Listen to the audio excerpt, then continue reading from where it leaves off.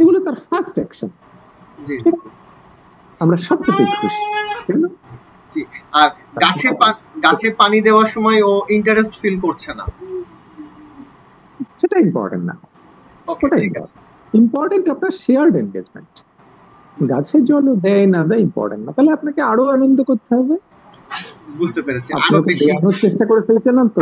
আপনি ওকে গাছে জলটা দেওয়ানোর চেষ্টা করে ফেলছেন না তো? না না না, আমরা পানি তাহলে ঠিক আছে, আমরা দিই এবং আমরা প্রচন্ড আনন্দ করি। আপনার সাথে শেয়ার্ড এনগেজমেন্ট আমাদের উদ্দেশ্য, ঠিক আছে? ওকে ধন্যবাদ। আপনি শেয়ার্ড এনগেজমেন্ট, সেটা কিও করছে। আপনি যখন যাচ্ছেন ও কি ওটা খেয়াল করছে, আপনাকে দেখছে? হ্যাঁ, সাথে আসছে, সাথে গাছ আরেক জিনিস আমি প্রশ্ন করেছি শেয়ার্ড এনগেজমেন্ট, তাহলে আপনার একটা দেখছে, কখনো দেখছে কখনো দেখছে না, প্রশ্ন সেটা। বুঝতে পারিনি। আপনি কি না বোঝা নয়, আসলে কখনো দেখছে কখনো দেখছে না, এটা তো পৃথিবীর সবার জন্যই। আপনি কি সারা জীবন ফার্স্ট হয়েছেন? না না না, না হয়নি। আমরা কি হয়েছি, তাই না? কিন্তু কোনোদিন হয়েছি, কখনো হয়েছি, আমরা সবাই তাই। তো ভালোটা সবসময় কিছুটা সময় হবে চেষ্টায়। আমি কি বলতে চাইছি, শেয়ার্ড এনগেজমেন্ট প্রথমে 2 সেকেন্ড করবে, আমরা খুশি। আমি যদি খুশিটাকে কন্টিনিউ করতে পারি, তাহলে 10 দিন পরে শেয়ার্ড এনগেজমেন্ট 2 সেকেন্ডটা 10 সেকেন্ড হবে। 10 সেকেন্ড শেয়ার্ড এনগেজমেন্ট আমি যদি খুব ভালো করে খুশি হতে পারি, ওয়াও করতে পারি, সাথে নাম অ্যাড করতে পারি, তাহলে ওটা আবার বেড়ে 3 মিনিট হয়ে যাবে। 3 মাস পরে আপনারা আসছেন, বুঝতে পেরেছি, নিশ্চিত থাকতে পারেন। উইদাউট ইনস্ট্রাকশনে তাকে বলতে হবে না বাবু বসো, কিন্তু আমাদের ব্যবহার করতে হবে ওই ছোট্ট সময়টা। আপনি যখন ও দেখছে তখন আপনি খুশি তো, তখন আপনি খুব আনন্দ করছেন তো, বুঝে গেল?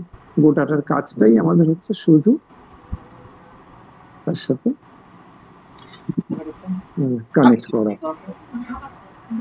ঠিক আছে, থ্যাংক ইউ সো মাচ। ঠিক আছে, আর কেউ? আরেক আরশান, এত গম্ভীর কেন? আরেকজন আরশানের মুখটা।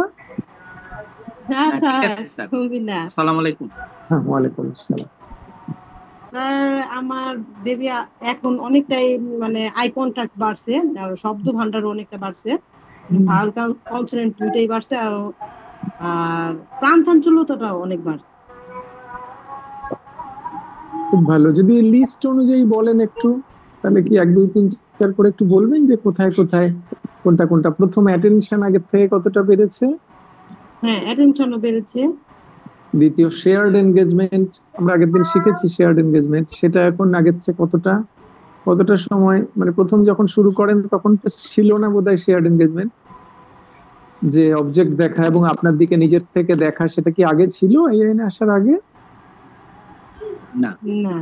তাহলে সেটা এখন আপনি ম্যাক্সিমাম কতক্ষণ পান সারাদিনে? যদি সবগুলোকে একসাথে করেন, আপনি 10 বার খেলে যদি 10 বারই একটু একটু করে তাকায়, সারাদিন সবটা একসাথে করলে কতক্ষণ হতে পারে? হ্যাঁ, তাকান।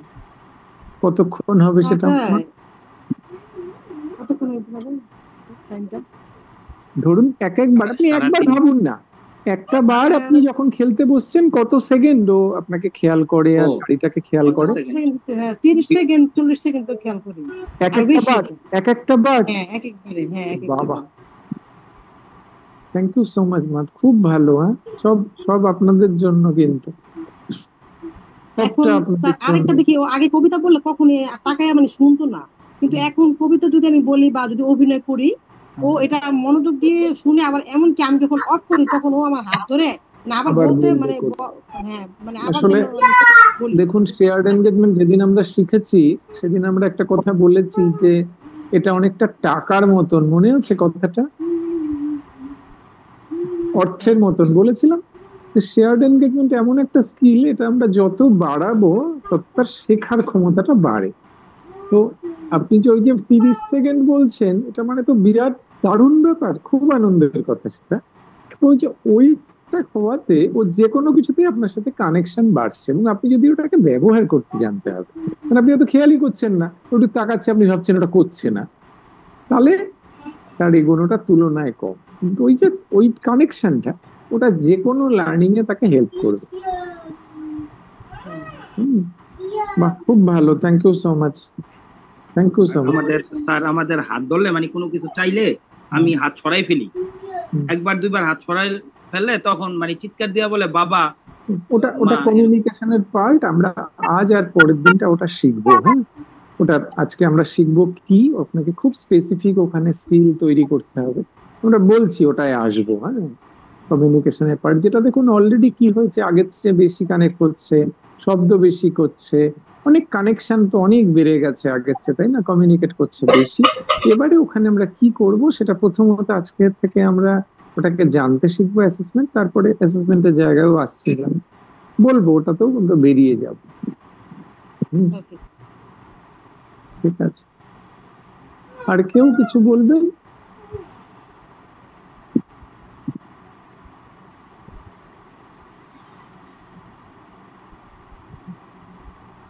সালমান, সালমান বাবা মা বলবেন?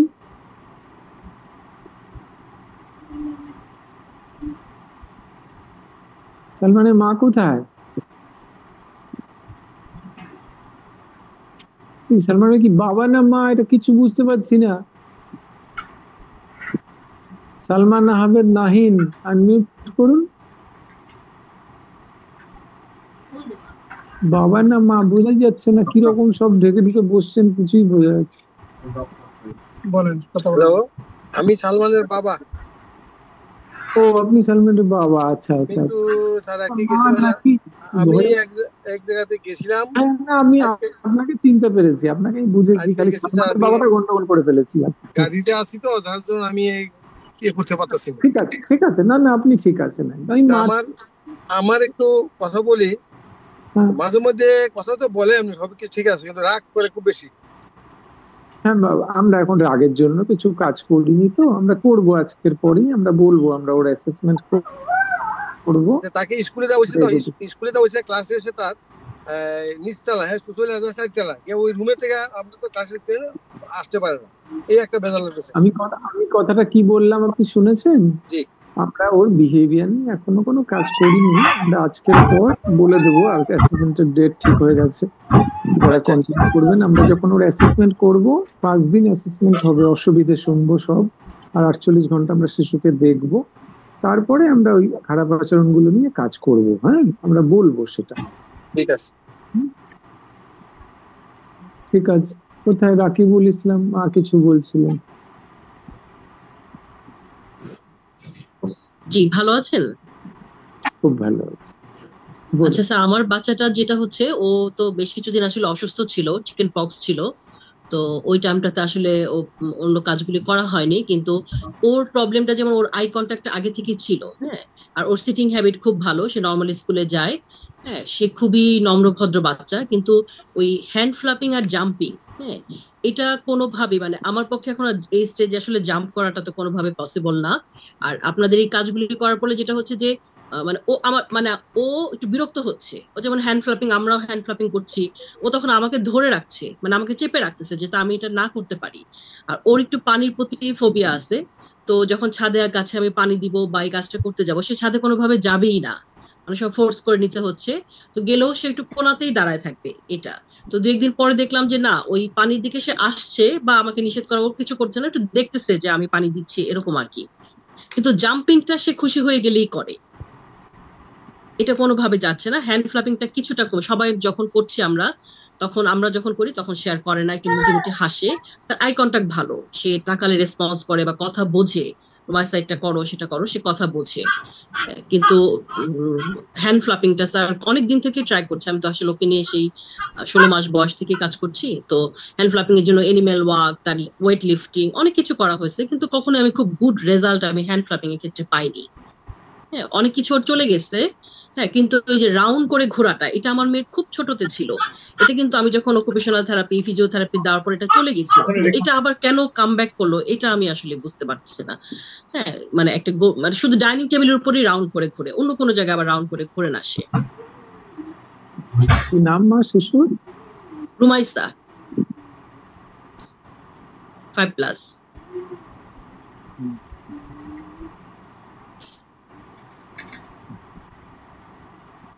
ঠিক ঠিক আছে। আমরা তো এসব নিয়ে কাজ করিনি, হ্যান্ড ক্ল্যাপিং বা অন্যান্য কিছু নিয়ে আমরা এখনো কাজ করিনি, আপনি সেটা জানেন বোধহয়। আমরা ওর attention, shared engagement, social interaction এগুলোর জন্য আমরা কাজ করছি এবং এক্সপেক্ট করছি যে আপনারা প্রতিদিন কাজটা করবেন, শেয়ার করবেন, এটাই আমরা করেছি। তারপর যদি বুঝতে পারেন যে কোনো এফেক্ট হচ্ছে তাহলে আগামী দিনে আমরা চেষ্টা করতাম।